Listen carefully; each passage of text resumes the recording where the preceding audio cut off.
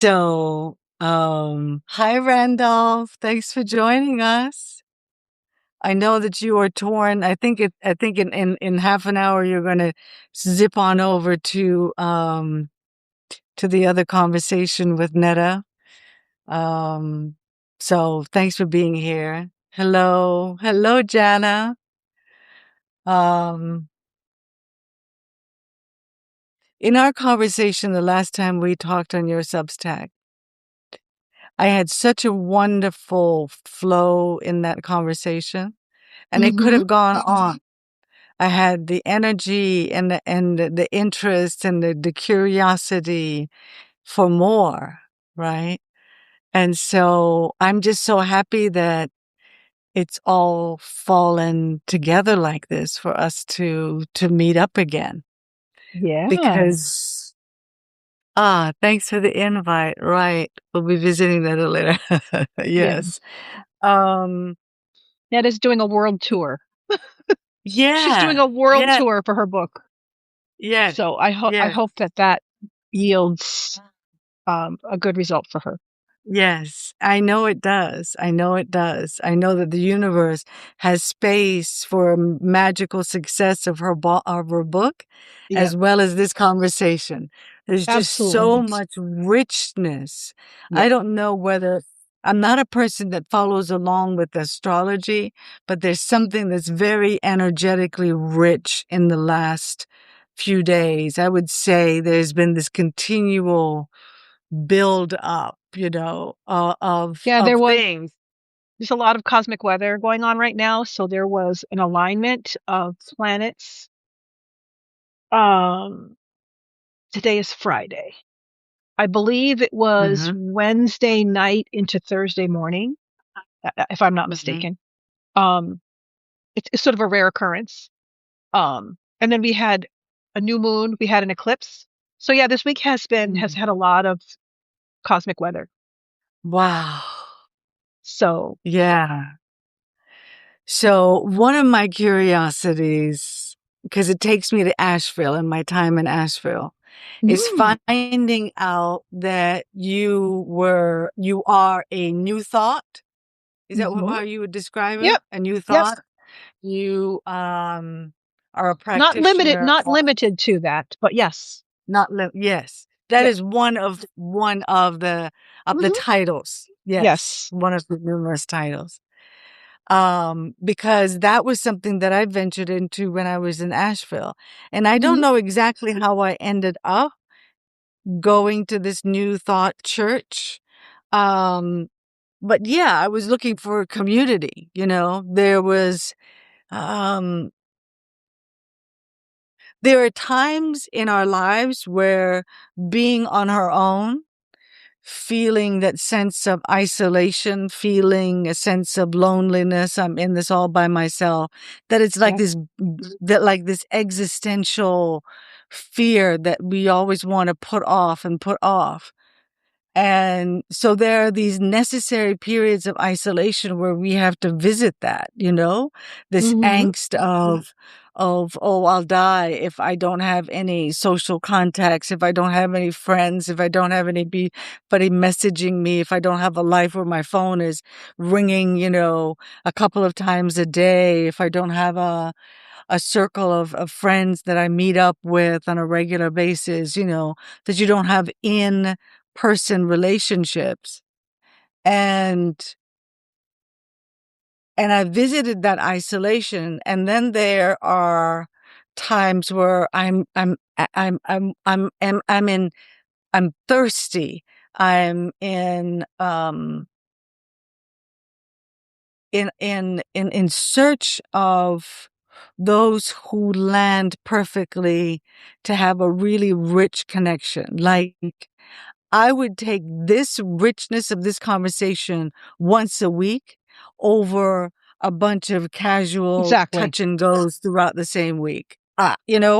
I'll take being by myself the whole rest of that other time for one rich connection, even if it's on the internet. Yep. Absolutely. But I feel like human beings are tribal animals. Mm. right? So I think that that desire to be in community is, I'm hearing an echo. I wonder if I have to take these headphones off. I don't hear anything Hmm. here. You don't hear it? Okay. It's the no, I don't hear it. Okay. My speaker is off. Okay. Um, so I feel like human beings were created to be um in tribes, like in groups, like primates, although we are not primates, are always in groups. They're always in family groups, and there's a hierarchy.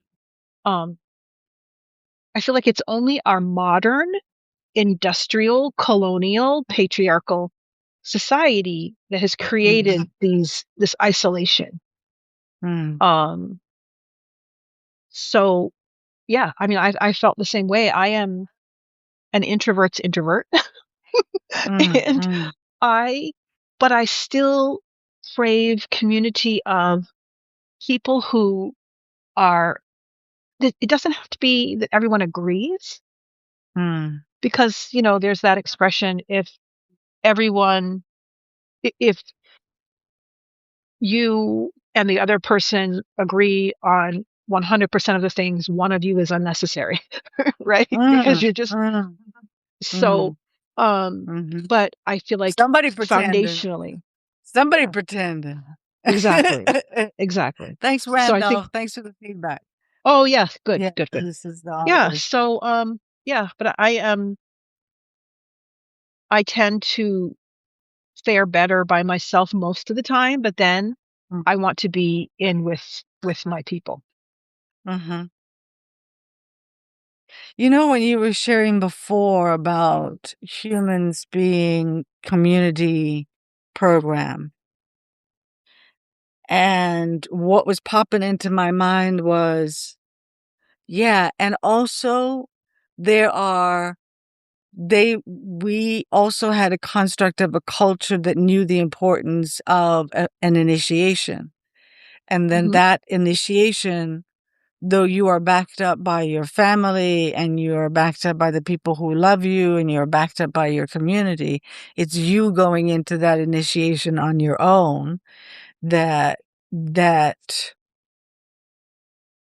matures you um sufficiently so the community can go, okay, we can rely on this community member in a way now that we weren't able to before, you So know?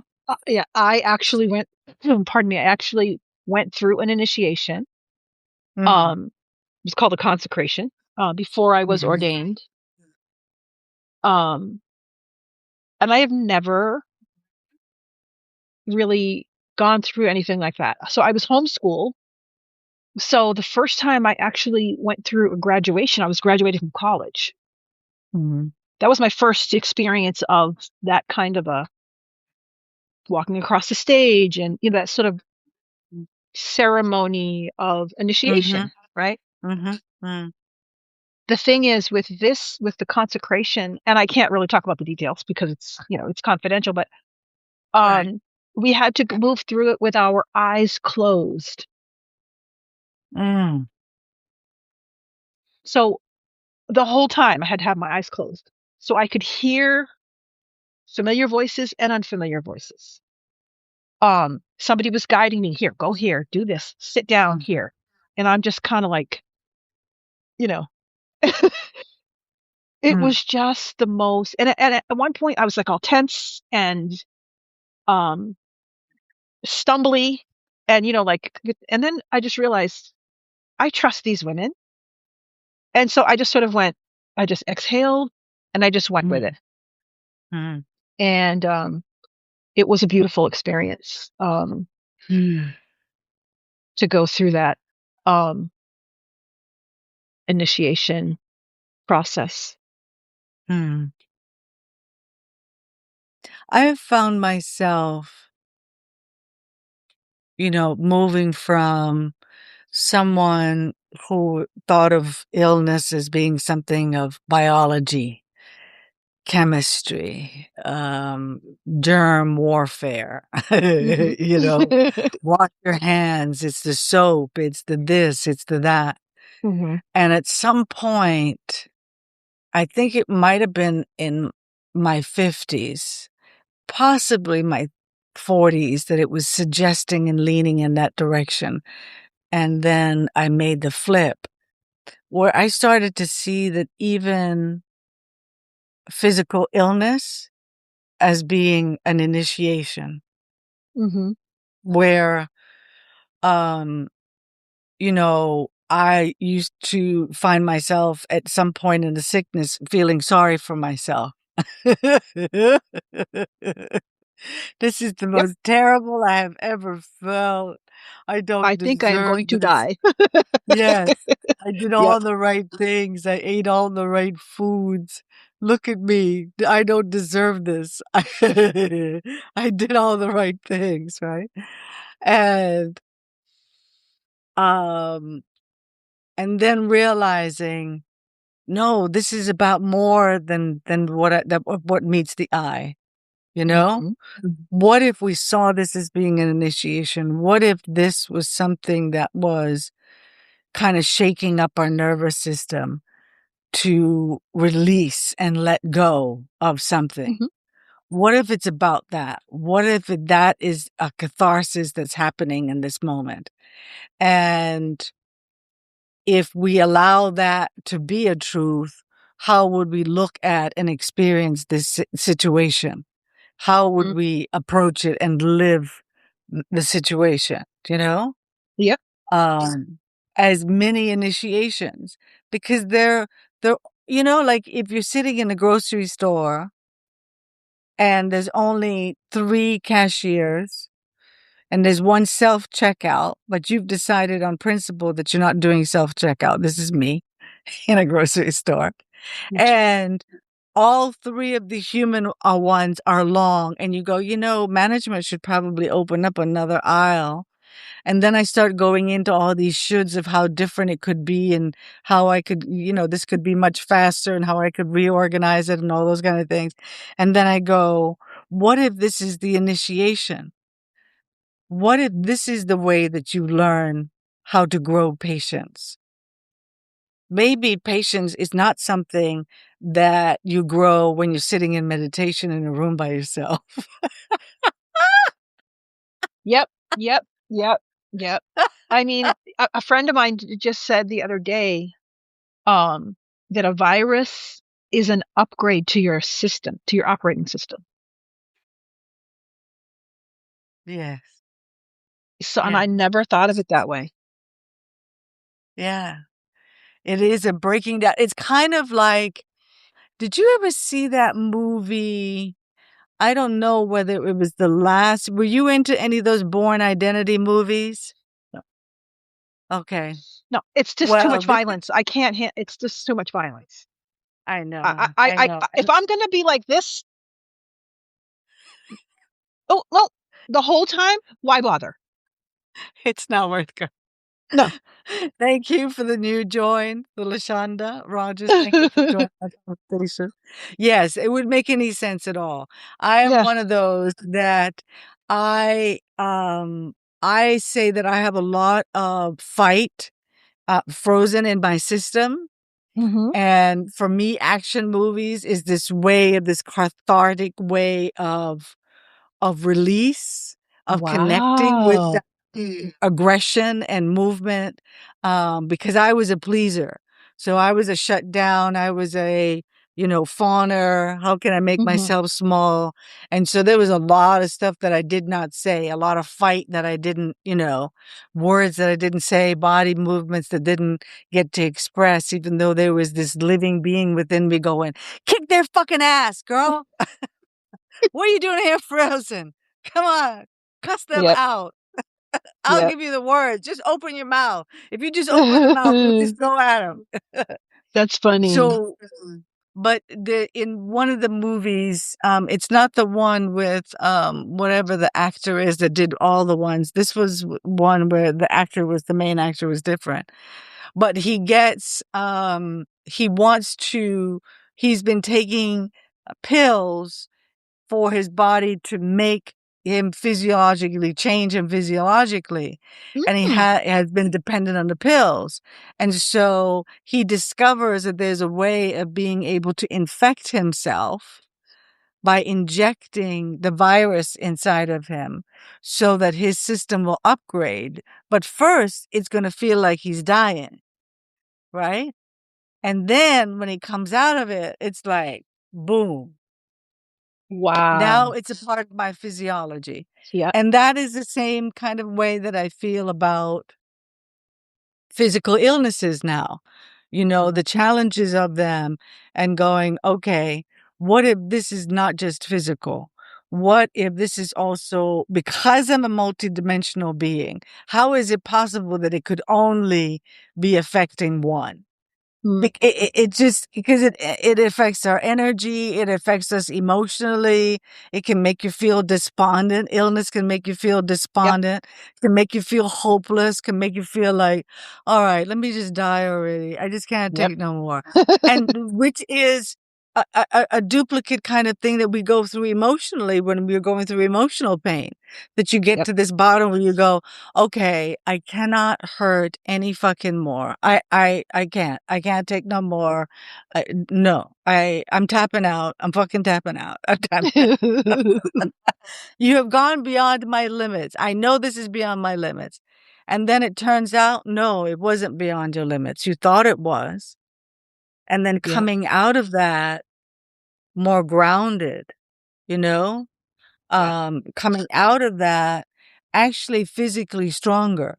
I may have to, when it comes back to starting to walk, I may not be able to walk as much as I did before the sickness immediately, but within 3 to 4 days, I'm easily doing what I was doing before and more with Yep. ease, with ease, you know? And maybe because I see it that way, then I live it that way. Is it one of those kind Mhm. of things that I've told myself that? So this is how I live it. Which I believe in that truth as well too, as being one Mhm. of the dimensions that we, that's what I liked about science of mind, about, Yep. that we name it and we claim it. And yeah, so that was a really a nice part of my journey and one of the communities that I tapped into when I was in Asheville. The other one was ecstatic dance. Did you ever get around to doing any ecstatic dance? No. Because people that go to Science of Mind, they're open for the ecstatic dance experience and the drum Mhm. circles and that kind of thing. I've been to drum circles, but not ecstatic dance. Okay. Um, yeah. I mean, If somebody invited you next week, would you go? well, I have really bad knees right now. Mm-hmm. So that would be interesting to see what I could do with that limitation. Mm-hmm. Um, but yeah, no, I mean, Because just it's the not an sound of it, exercise ecstatic class. dance, it sounds, Yeah. It's yeah. a free form movement. Hmm. It is free form movement. It is. So I got into ecstatic dance, not even through Science of Mind Church. I got into it because I was invited. I was doing an online course called Feminine Power. Okay. I arrived in Asheville the month of my 50th birthday, Oh. and someone that was on this community, Feminine Power community, Hmm. there were 2 or 3 of them that lived in Asheville. So we were being encouraged to reach out that if somebody's in your proximity, that maybe you meet up.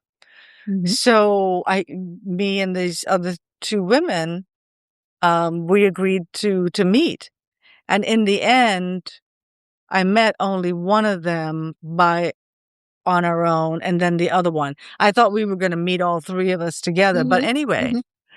the invitation was for ecstatic dance. And I had previously read one of Gabrielle Roth's books.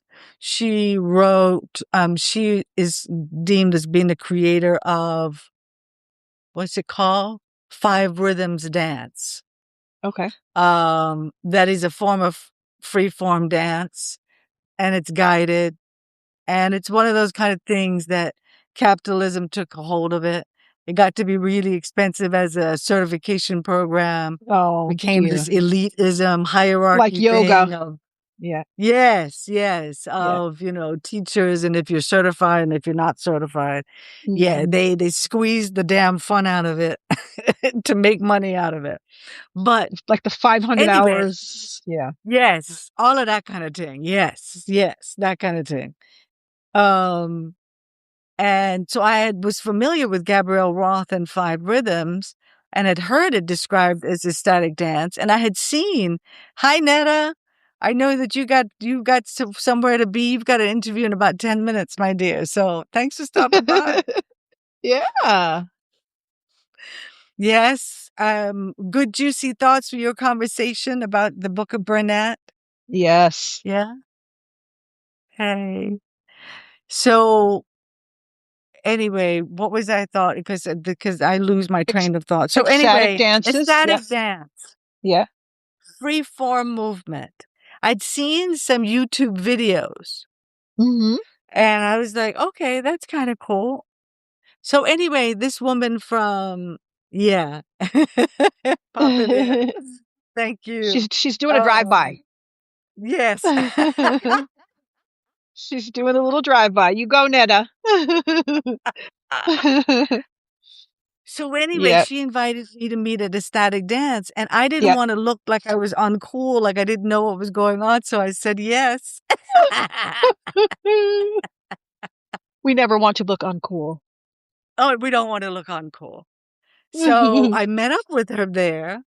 And at the time, they were doing it in this hall and had these beautiful wooden floors. And funnily enough, it was a Masonic building, Masonic temple. They used to do the Okay. Masonic meetings there and everything there Yeah. in Asheville. Strange kind of, intersection. And, they circled up and somebody was a leader and spoke a little bit, but I was just there being an observer. Hmm. And I remember doing it in God, feeling, oh my Lord, please don't have anybody that I know see me here.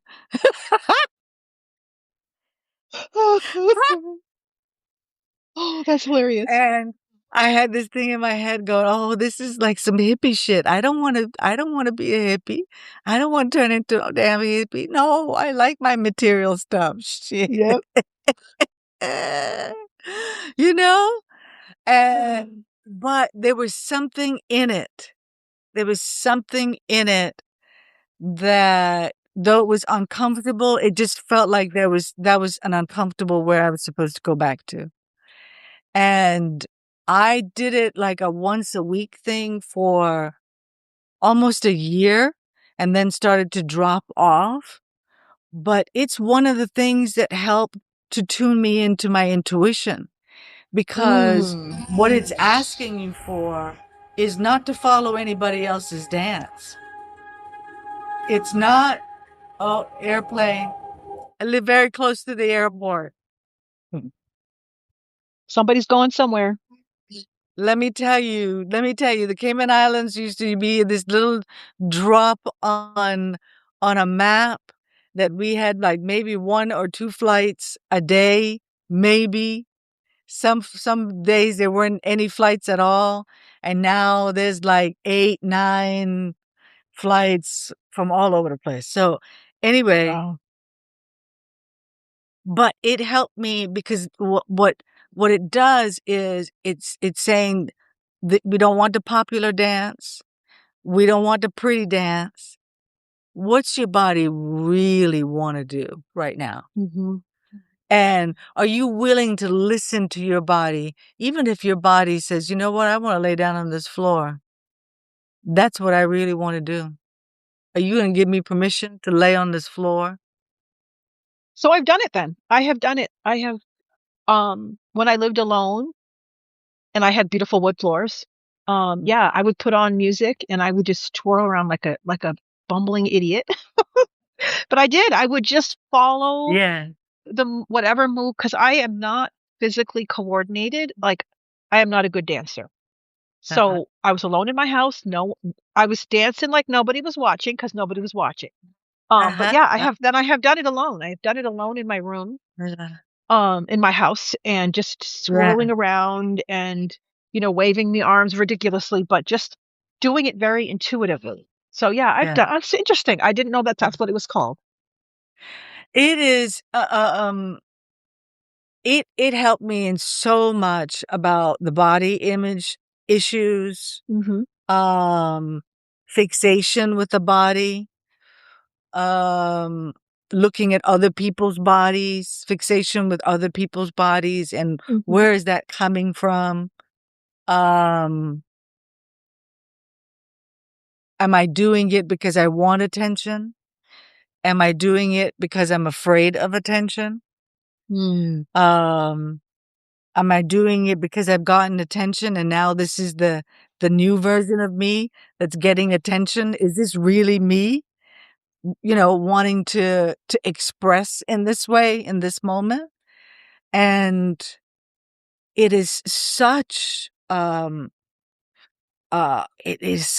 was such a boon for me to really get more connected with my body and Hmm. what does my body want to do in this moment, you know? Does it wanna be around this person? No. Does it want to go to the grocery store? No, it doesn't want to go. It really doesn't want to, you know? Can we negotiate? If there's really nothing, can we see if there's possibly something that we could stretch it so that we can honor the body that doesn't wanna go to the grocery store, you know? How can Yeah, we have these kind of conversations of truth with ourselves, you know? Um and it becomes so much easier than in that truth with ourselves to be truthful with other people so that you absolutely. are consistently yourself, you know? That no matter the room or the space that you're in, you just you. You just you. I might be a few fucks less. I'm flying, but it's just me, you know? Yeah. You know what? You know what? Drumming, um, hearing drumming has Mm. been, um, for lack of a better word, a portal for me. Um, so the spiritual center that I belong to, we used to have a building, and um, we have one of our members is a she teaches West African drumming, and she's a white Irish Mhm. woman.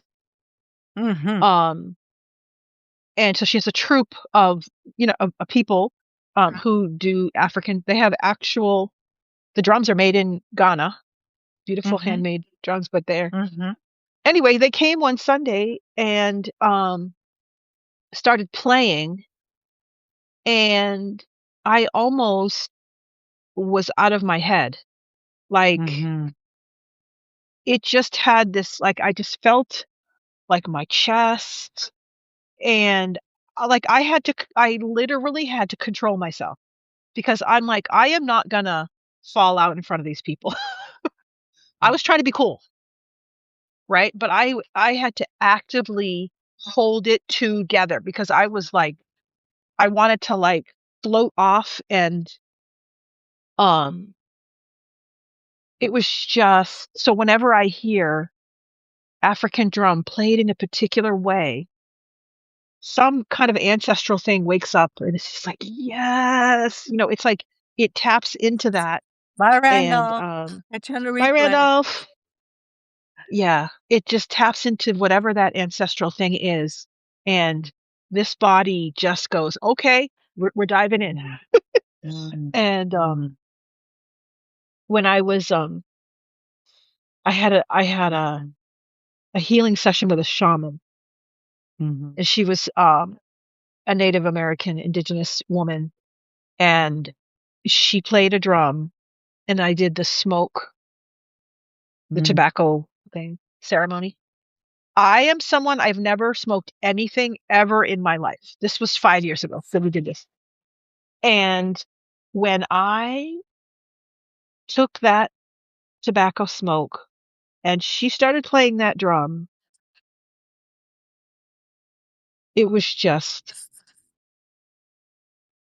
so I know that there is a space for me to have some really deep, significant, transformational something with a shaman, um, because I knew when we wrapped up that it wasn't finished, right? So, yeah.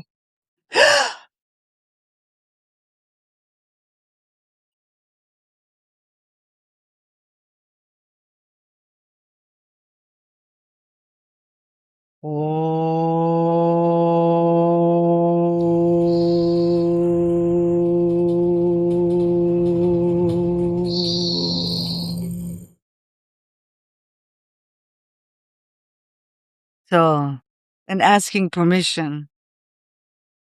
There are some sounds that want to come through for you Mm-hmm. if you want to receive them, and you can say no. There's no have to. It can be just a conversation. And it can be that if you decide, no, you don't want to do it like an on camera thing as part of this conversation, it Mm-hmm. can be something that I can share with you separately. Yeah. It doesn't have to be in this public arena. Yeah, probably not in this public arena because I can Mhm. just you starting to talk just now, I already started to Mm. feel it. Mm. So, So can you had a just conversation. Yeah, yeah, just feel it. Just be in awareness yeah, of it. yeah, yeah. It's kind of like those words you just spoke kind of took Mm. the lid and lifted a little bit of the edge of the lid, and I was like, no, no, not now, not now. Yeah. You know, there have been quite a few times. I'm just going back to what you talked about is your experience and your inner reaction, your physical reaction to the drumming and feeling the drumming and Mm. hearing the Mm-hmm. drumming. Yeah, Hmm. it was transcendent. Hmm. I had never had an experience like that before, and never since. Um, with those drums, there's about a dozen of them, so it was very, very powerful.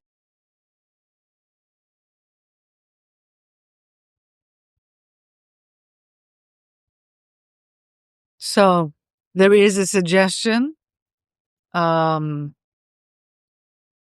because it's a matter of practice and exposure, you know?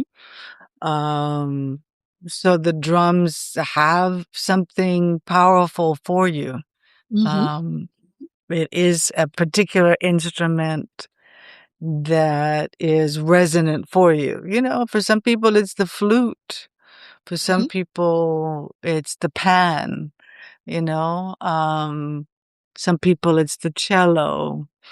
Um, we all have our particular one, you know. I was really surprised that it turned out to be a drum for me as well. But then when it came time for me to deal with the fears around the drum that are part of the ancestral lineage, I said, of course it would be a drum because it would bring home the sense of, oh, this is a lock and a key situation. Mm-hmm. The key has found its lock. And Yeah. also it brings up fear, right? It brings up, will I lose control? It brings up, oh, this is actually dangerous. It brings up, this is dangerous for me personally because who knows what's going to happen. Mm-hmm. And then this could be dangerous to me socially because what do people, if they hear about me with the drum, what are they going to be thinking? You know, there's so much fear and villainization um Well, I can't of say for me, I can't say that it was fear. mm, Um, because when I was new and the first time I encountered these people, all, by the way, all white people, mhm, I actually had a bit of anger mm, because I was like, the fuck are these white people doing? Playing, because I was in a relationship with a Ghanaian man. I could recognize a handmade djembe drum. uh-huh, And yeah, she's this white Irish woman teaching. uh, And the thing is that I've never been to Africa, but anytime I've seen Africans in Africa playing that drum, it's a very sort of organic, very, mm, mm, um, and the way she teaches it is with laser precision, mm, right? She teaches them and they practice. And mm, it's like they are in like those films that you see of the North Korean soldiers that are walking in lockstep. mhm, Every person's foot is in line with the other. That's how they mm, play the drum. That's not a mm, djembe drum doesn't want to be played that. mm, And so when I was there and I saw they started playing, it's like I don't want to say rage, but anger sort of bubbled mm, up, and I was like, why are these white people this sacred instrument from my lineage? They don't, so so for me, it wasn't really fear. It was more anger. mm, It felt like cultural appropriation. It felt like, oh, look at us. We're so cool. We're playing African drums. And I'm just like, mm, can you please stop? But even mm, all of that notwithstanding, mm, even with them playing in that precise precision, like white colonial way, it still got mhm, me. mhm, It still got yeah, me. And if I had not held myself down, I would have been on the floor. yeah. I would have See, been on the that is floor. mm, As the only black person in a room full of white people, I was not going to let them see me do that. But if I had not held myself down like that, yeah. they would have been like with a cool cloth on my head, like, "Are you okay?" Like, That was me in my early days.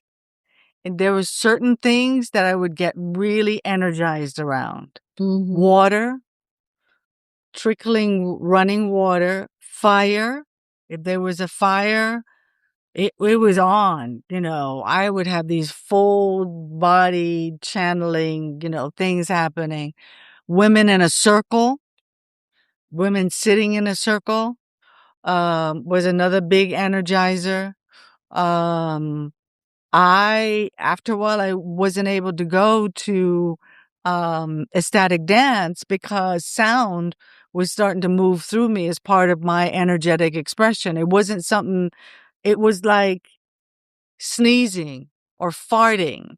It was not something that I made a choice about. It, hmm yes. Could I suppress it? Yes. But why would I want to suppress it? Exactly. Why would I want to suppress it?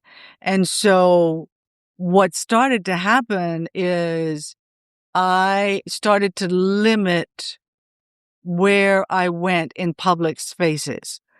And I started to check in with spaces because I actually stopped going to ecstatic dance, not because I chose to stop going. It was actually because I got an email from the head of the whatever that it was a lot of older white people in hmm Asheville who went hmm to ecstatic dance. And you can be in that spiritual realm and still be a trigger happy control freak, um, Yep. eating disorder, gambling addict, sex addict, all of those things.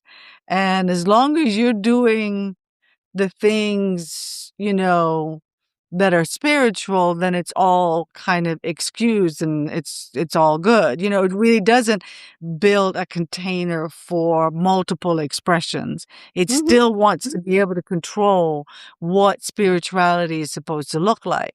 And especially in the Black expression, there is this um instinct, this programming, a response on the part of white people that if Black people are too expressive, they are supposed to be able to tone that down. And so when I got that email, I just decided I'm not going to go there because that's not a space for me to be able to fully be myself. There's no No, you didn't point. say what Hmm? the email was. You didn't say what the email said. On the email was basically that there had been some concerns by some of the dancers about my sounds um, in dancing, and that they have a rule about sounds, and Wait, it's supposed to, wait. yeah, Ecstatic right, dance, and they have a rule right, about sounds. Okay, all right. right. It's an ecstatic dance event, but they control how you express your Of ecstasy. course they. Yeah. Colonialism, anyone? Oh, that Right, is right, chef's kiss. exactly. I mean, Right. Yes. So I stopped going there, and I started prioritizing my expression to such an extent that I said I would make it clear to people I'm going to be myself. Is hmm this a space where myself can be welcomed here? Because if you're right. not up for it, I'm not up for bringing you up to speed. That's not my job, right? To be the agent of triggers for you to work out to tell me I need to be smaller so that you don't feel Yeah, triggered. That's not my tamp work. that down. They Yeah. want you to tamp that down. No, no, no, no, no. That's not the room we're going in. We're going to a room where there's space for everybody and Yeah. everybody's expression is welcome. And when you lean into your intuitive expression and Mm, you trust that everybody else is leaning into their intuitive expression, you just find yourself minding your own business a whole lot more. You yeah. get more involved in, oh, what's rich and real for me right now in this moment, because you have all that freed up energy because you're not fucking with other people's business, you know? Ugh. I'm still trying to get my head around the fact that they told you to tamp it. So they need Yeah. to rename it. Okay, they can't call it then ecstatic dance if No, you're not hold allowed to on. be ecstatic. That wasn't even that. Look, Reverend Evelyn, that wasn't even the only time because the letter was just at the end. But I had also gotten directly from somebody after oh no, during an event while we were all dancing, I was crying in ecstasy. I was crying from joy. The leader of that ecstatic dance came and put her hand gently on my shoulder and asked me if I could cry a little quieter.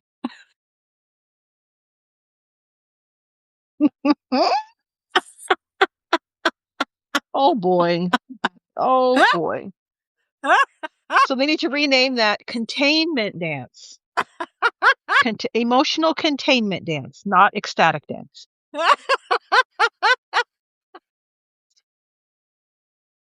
I have never heard of such ridiculousness. Oh my God. But then, okay, so we have a drumming thing in common. So not only do we have science of mind in common, we have a drumming story in common. So Yeah. I had been doing my drumming. I think this is 2019, the winter of 2019.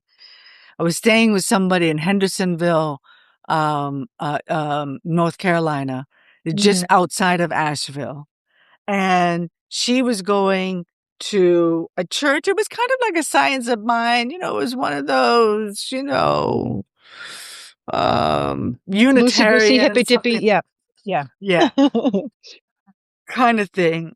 And she was inviting me because, I do drumming and my sounds, and she heard me in her house and all that, and she loves it and all that kind of stuff, right? So she invites me to go along to a group of women who meet once a week, and they're drummers. Mm. And so I went because I'm curious about, I'm a Yeah. woman drummer and I'm curious about Yeah. them. And I'm already curious about collaborating and drumming together. But when you're sharing, you pointed out something to me that they couldn't drum the way that I drum from intuition because they learned rhythms and steps and beats and counts and, Precision. practice, right, precision and all of that kind of stuff. Mm-hmm. But the wildest thing, my dear, is that you are very active to sounds and energy and Mm-hmm. very sensitive to that. So I'm full expression, go into a goddess trance kind of thing stage.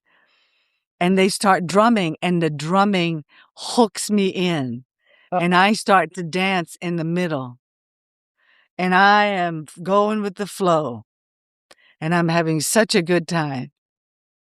Do you know that half of those white women were really disturbed at my freedom? And then there was another half of them that were like, oh, I wish I could be like you. I wish I could feel it like you. It was a very strange thing as the only Very. Black person in the room Yep. feeling the rhythm of their drumming. Mm. And they're disturbed by my ability to feel the rhythm and express that. Yep. I don't know how in the world do you sit there and do those beats and not have it affect you, not have Exactly. you jump up Yeah. out of your seat and start, ecstatically moving. How does that happen exactly? I know. It's crazy. It's crazy. And you spoke about the women. The other thing that activates you is the women in a circle. Mm. Mm. And so before I was a minister, I am a prayer practitioner. Mm-hmm. And one of the things that we do is we hold healing circles. Mm-hmm. And there was a time where there was several people in the congregation that needed healing. So we convened a healing circle and we just had the people coming through like a conveyor belt. So the Mm-hmm. person sits in a chair in the center, and then there's 7 practitioners that sit around them in a circle. Mm. And there was a practitioner training uh, cohort going on at the time. And so we sat at the outer perimeter, outside of this circle. And I was doing Reiki because I have Reiki too. So I was praying, but I was also doing Reiki. So I was just holding my hand like this. And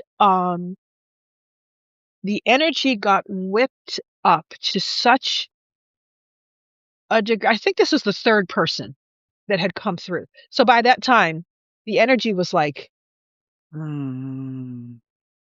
and I had a vision that the roof of the building had lifted up and I could see the sky. I could see blue sky and cloud. Of course, this was a vision, didn't really happen. Yeah. I could see blue sky and puffy clouds and sunlight between where the roof meets the edge of the building. Mm-hmm. So it was like the energy was lifting the roof up and off. And it felt like a little bit like a vortex in here. And when we finished with the last person and we sort of broke up and we're just sort of standing around, one of the young ladies who was in the training stood up and she's like, excuse me, there was 2 gentlemen here and they were standing sort of, she was behind me. So they were standing in an empty space and they had robes on and they were just standing there. Now, this is a vision that she had. Mm-hmm. This is not someone, she's like a regular pedestrian human, like she's just like a regular. Yeah. She was just like, was it weird that I saw 2 gentlemen? So, I mean, this was the most we prayed for 3 people. Yeah, so the 3 people came through. So we had whipped that energy up in that space to I mean, Jesus Christ could have walked in the room. It was just, it was amazing. Um, but yeah, that's what we do. We do healing circles, and we sit in a circle, 7 people. Person who's receiving the healing sits in the middle, and the affirmative prayer has 7 steps, and so one person starts, and we just go around, and each person takes a part, and then we just keep going around and affirming the truths for this person, and it's an amazing thing. When was the last time I did a healing circle in person? I can't even. It was at a retreat, and it's funny. I like, even though New Thought doesn't have like Holy Spirit, I like caught the Holy Spirit, and I started crying, and I was like, I really got into it. Um, Mm. so yeah, I think that's ancestral for me. Because I come from a Black church tradition, although we didn't do that in my church. But it has happened to me a couple times. Mm. This is something that you're afraid of. What? Afraid. Are you afraid of Afraid it? of? Of the energy Uh, of it? yeah, definitely. Because it happened. Mm. Let's see. Was that before or after? Because it happened when I was in seminary. Um, Mm. and it had never happened before, Mm. because it's something that when I would observe other people like catching the spirit, I would just be like, what even is that? I mean, even Yeah, as like a Christian, like a yeah, Christian going to seminary, I was just yeah, like, yeah, what is it? And then when it happened to me, I was like, oh, okay. yeah. It felt like, again, it was that swirling vortex, because I've had a Kundalini experience Mhm, in church. mhm. Um, it's always this swirling vortex of energy that just sort of moves through it makes my chest feel like, you know, like it's bursting forth. Um, yeah, it's something that I was very much afraid of. So, just based on where you are now, of course, we could only speak from now. Hmm. How are you different now after having these experiences than who you were before you had those experiences? Has it It's a changed you in some tangible, kind of yes, yes. So it's a tangible, it moves my faith from an intellectual exercise Mhm, mhm, to a spiritual one, right? I mean, because mm, when I was there in church and I had that experience, that sort of Kundalini experience, I didn't know that's what it was at the time. mhm. I was sitting on the bench, like this is an old historic Black church with the wooden benches, and there's a little bit of Right. red cushioned. I had to stand up. Like I Mm, couldn't stay seated. I had to stand up, and I had to hold on to the bench that was right, mhm, the pew in front of me. Um, because I felt like it just felt so powerful moving through me. mhm, mhm, But yeah, so the way it changed me is that it showed me in a tangible way that spirit is mm, real. It's not, as the atheists say, my imaginary friend, mm. right? So when I post videos on YouTube, they're like, "Oh, that's just your imaginary friend," and you'll come to see that. um, Mm, so it's not my imaginary friend; that it is actually a tangible, palpable thing, and it moved through my physical form. mm, And the experience that I had when I was in seminary. was the most powerful. Mm. It was the most physically the most powerful. And Mhm. I told one of my professors, I said, I feel like it hoovered me out. Like Mm. it just went through and hoovered me out and I felt blank. For the rest of the day and into the next day, I felt blank. Mhm. Mm. So, Mm. And you're curious. And you're uh, curious. curious, what do you mean? I have a sense that you are curious. About, Or maybe that is projection as well. Um, in the sense of,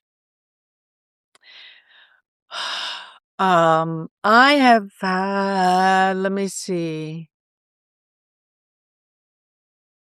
I've had one experience in church. uh-huh. This is, my son was a baby. I was Hmm. having a really rough day and I had moved back home to the Cayman Islands. Hmm. It was only going to be, just for a short time because with my baby, that kind of thing. And then decided, no, my relationship with his father was not worth the energy. My baby requires a lot of energy and I prefer to invest my energy there.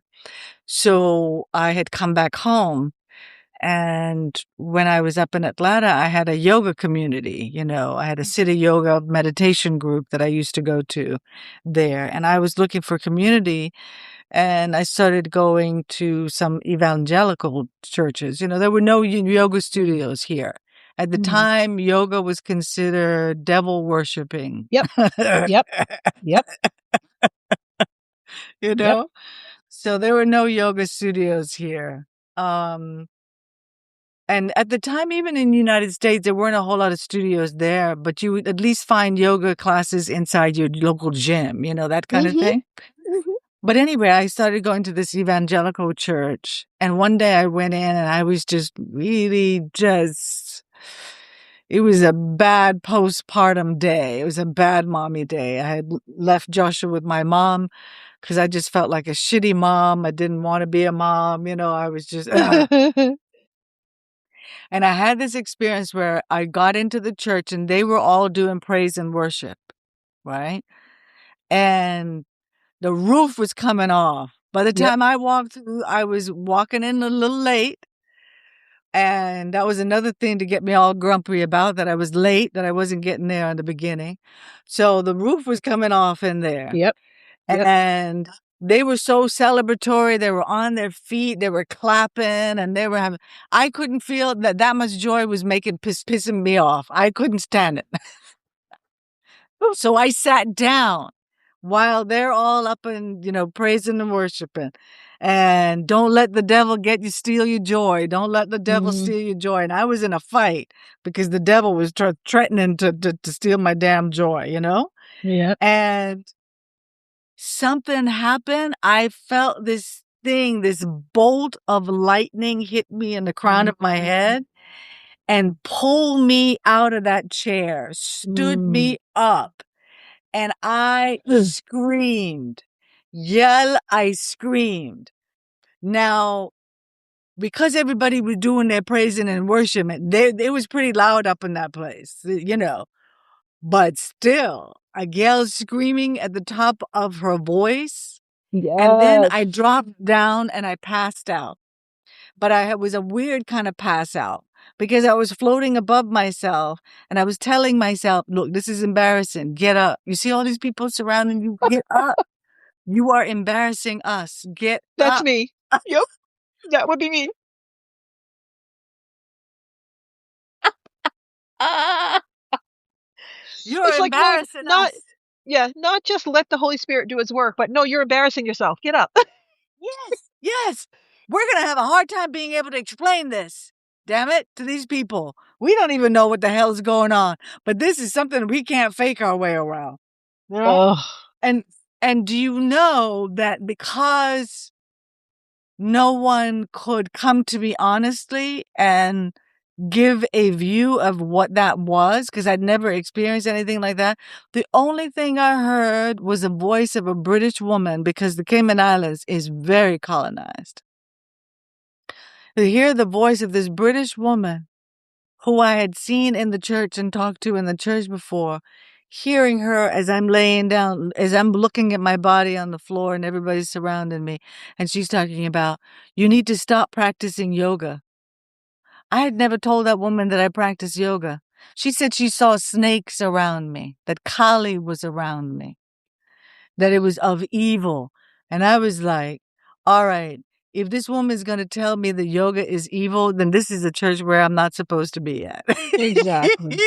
And doesn't Because she know that the fact that she saw that the snakes around you, yes, that yeah, yes. so No, yeah, she didn't get it. She she didn't didn't get, she didn't yeah, get what the deeper meaning of that. For her, yeah. her assumption was that it is of the devil. Snakes are a sign of Snakes are about evil. transformation. Yes. It's a sign of transformation. Yes. It's a Yes. symbol of They transformation. use the same metaphors and direction that spirit has guided us, and they twisted it, To make it, and yeah, they make, yeah, they made the fruit of the tree, they made the snake evil, they yeah, made your blood evil, all yeah, kinds, they made sex evil, all kinds of stuff in order to reprogram you in a way that they want to. So yeah, so she was very much, and in a British accent as well too. So I knew that was a place that I was not supposed to be going. And yeah, so I'd had this experience, but I didn't know what that was. And they weren't offering me a possibility of trying to understand that. And so I had to kind of pick together. Maybe it was something to do with Kundalini because I'd been in the yoga in, spaces before and all of that. And the thing about it is that I've never been afraid of my own manifestation of energy as being something evil. mm-hmm, That's not what my concern has ever been. Like, is this evil? Am I possessed? Those are things that have been externalized to me. Those are things that have been mm-hmm, projected onto me, yep, right? yep, Um, and it's always been about me tapping in and going, is that true? Is that really true? In order to refine my own trust in myself, yep, trust in my body. You know that if it is manifesting, it is for good. And it's not just for good for me, it's for good for all of the people that are in that space. yeah, Now, they might be taking it as an unpleasant triggering, but guess what? If I hadn't been freely myself, they wouldn't have known that they get triggered when Black people get the spirit and they feel the drums and the energy comes through, right? And they just yep, tap into it right away versus they got to be 6 months of the drum doing a rhythm to start to feel anything, connection with that drum. And how dare this person feel this connection with this drum so intuitively, yep, But yeah, it's kind of how I felt a little bit like when I went to South Africa and I heard Afrikaners speaking in Zulu or isiZulu or in uh Xhosa. It made me feel jealous. Like I don't have those sounds in me anymore. mm-hmm, And my body knows those sounds though. Like when I was there, I I heard them speaking and there was something in me that says, you understand this, you know this. But just something there was creating a forgetting, a disconnection.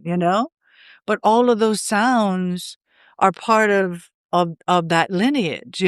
yep, Right. yep, We are so much more than we have ever been allowed to know about ourselves. yes, you know, not just Yeah. on a personal level, but really the human potential, Hmm. you know, of connection with spirit, collaboration with spirit, being in tune with spirit is not something relegated for pastors and priests and Right. nuns and It's for everyone. spiritual leaders and gurus and monks and, Yep. it can And just yeah, be someone open to experiencing the truth. yeah, I mean that's my whole sort of platform is spiritual liberation, is Mm, that when you fall victim to the religious industrial complex, you know, mm, the Christian industry, you know, yeah. um, you have to sort of think about like, who is it benefiting? Mm, Who is it benefiting that that I'm walking around? When I was a child, uh, the doctrine of hell tormented my childhood. mm, mm, mm. I'm not going to get that Yeah, time back. yeah. Because they teach So it like it's yeah, historical fact. Yeah. like it's the doctrine of hell is actually made up. Mhm. Anyway, not to go down that road, but I mean, it's just like, Yeah. so I feel like my work is to remind people that they do not need to be led around by the nose by an institution that was Yeah. created for social control. Yeah. That you can take the reins of your life and not um, comport yourself according to a dusty old book Mm. of whose Mhm. origins are quite questionable. Mhm. Mhm. To be led from within, that that spirit that stirred itself up in me, right? That's in every one of us. And I feel like my work, first in my practitioner training and then in the ministerial, was just to, you know, a Christian phrase that comes to mind is to stir up the gift. It was to Mm. stir up the gift. And yeah. And so I just implore people to look at, like, when these things come up, who is it benefiting? That Mm. you would think that there's only one way to enlightenment or whatever, Yeah. with on a planet of 8 Yeah. billion or whatever the latest count is Yeah. people, that there would Yeah. just be one singular, my favorite expression is, there are many paths up the mountain, Mm.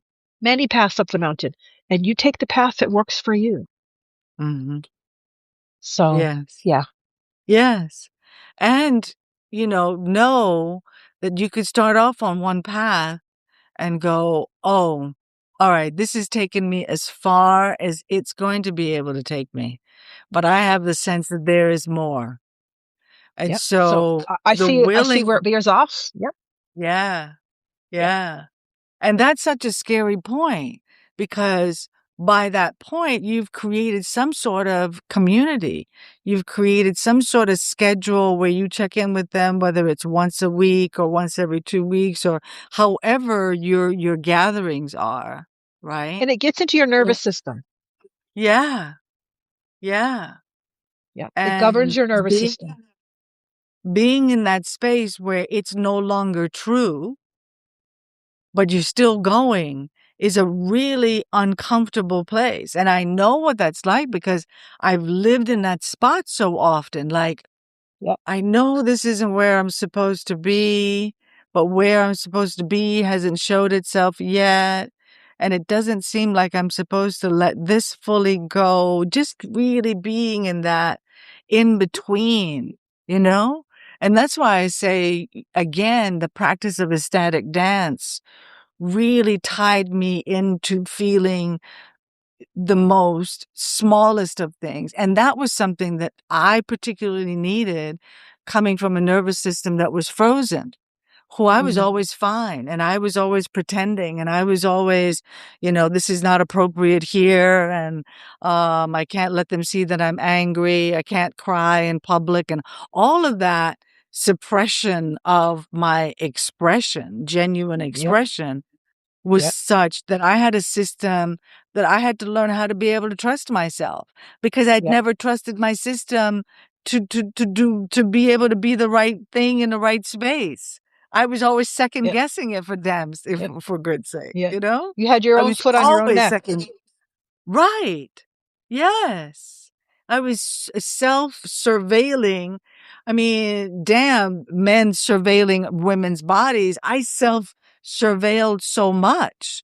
I was Yep. always watching myself, replaying after conversations. Did I say it the right way? Did they think I was funny? Oh, I saw that expression on their face and, you know, constant. It Yep. was constant. And I didn't realize it was constant until it stopped. Yeah. I didn't realize how invasive, how intertwined it was, that it was happening so without my awareness. Yeah. Swimming in the water and not knowing where's the water? What water? What are you talking about? What water? Yep. You know?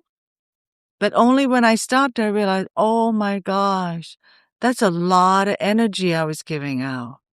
Yep. That was a lot of energy. So tapping into your own. Wow. Yeah. Yeah. The guru in here. Yeah. It's right here. It's That we there's no out there. It's all right here. if you can lean into trusting yourself, that your own spirit has your own wellness program, it'll take you to the right books, to the right teaching, to the right thought, to the right shift that is for you.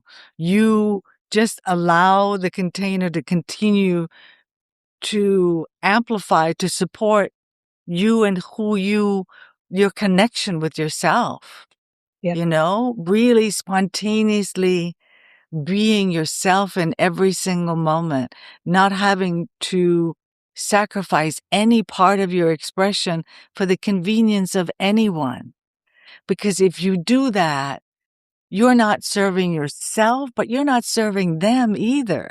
That is the continuation of this perpetuation of you have to sell out in order to, to be part of society. And that's not true at all. Yeah. We get to be our real, genuine self, you know, finding our own way, our own it's our own wellness program. That's all I can describe it.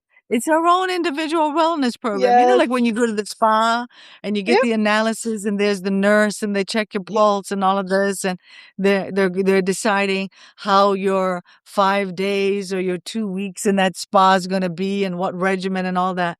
Well, you have it. It will come to you. The All next prescription of what that is will come to you. You will know it. It will light up, yep. like, oh, I guess this is time for me to start practicing this. Okay. I'm ready for this now, you know? And Yep. I was so wanting to connect with you because I felt that within you. I feel that within the words that you speak, Mhm. like this common lived experience of Yep. coming to know oneself. Okay. So I'm so happy for this time to sit with you. Yes, thank you. This was beautiful. And yeah, thank you Yeah. for the invitation. Um Yeah. yeah. And when you're And I'm ready doing for your sounds, let yeah, me know. I will. Yeah, I'm doing I received when I was getting ready to do a Lent program, I do a secular, like I did secular Advent, secular, Uh-huh. because Uh-huh. Lent is made up. Lent is nowhere in the anyway. Uh-huh. Um, I was gonna write a series, and I was just like, I want to do something. I was inspired by the monks, who Uh-huh. walked for peace. And I Yes. said, you know Yes. what? I'm a prayer practitioner. I'm going to pray. Yeah. Yeah. And so that was a spur of the moment thing. And so I am going to What day be are you on now? every morning. Every morning, I'm praying every morning of Lent. Uh-huh. And you're doing it for a So certain length of time for Lent? 40 days, 40 days. So 40 Lent days. started on the 18th and it ends on April 2nd. So Okay. it's 40 days. Well, that's more than 40 days in a string. When you Uh-huh. count those 40 days, you don't count the Sundays. For Mm. what Mm. I don't know how that works, but um I am not an old church father, so I don't know how that but yeah, so every morning at 6 my time here, I'm Uh-huh. doing a quick little the videos, the time is less than 10 minutes. I just get in, I pray and I get out. So, it's been, 3 days so far and it's been lovely. So, yep, Yes. I think was it this morning yep, I was on? I came yep. in? Yes. Mhm. I just happened to be awake. Yep. Yep. Because usually they're too early in the morning for me, but I just Yep. happened to be awake, and it was really lovely to start off the day that way Mhm. with Yep. that So, intentionality. yeah. So anyway, thanks again for having me and Yes. we will definitely have to do this again because Yes. this conversation is not over. No, not at all. Not at Oh, and all. it came up at the beginning that if you want to work with the energy of the drumming Mhm. that is being suggested for you to contemplate the drum journeys that I'm doing, Yep. working with them, some of the sounds, working with the sounds on a consistent basis and allowing it to upgrade your system. Yeah. Okay. Yeah. Yeah. Alrighty. Okay. All right. Thank you so much for being my Thank you. first guest on Friends I Haven't Met Yet. Because that's how I feel like, like Yep. if I have to take the physical time to travel to all these people that I'm really interested in getting to know that live in different parts of the world, I'm going to be using up a lot of my travel time. So, Yep. and maybe I don't get maybe I don't get around to it. So I want to do it in person, even if Yes. it's on the internet, even if it's on the internet. Thank you. Thank you so Alrighty. much. Thank you. Have a beautiful Okay. evening. Yes, you Bye bye. too. Bye, everyone. Thank you for tuning in. Yay!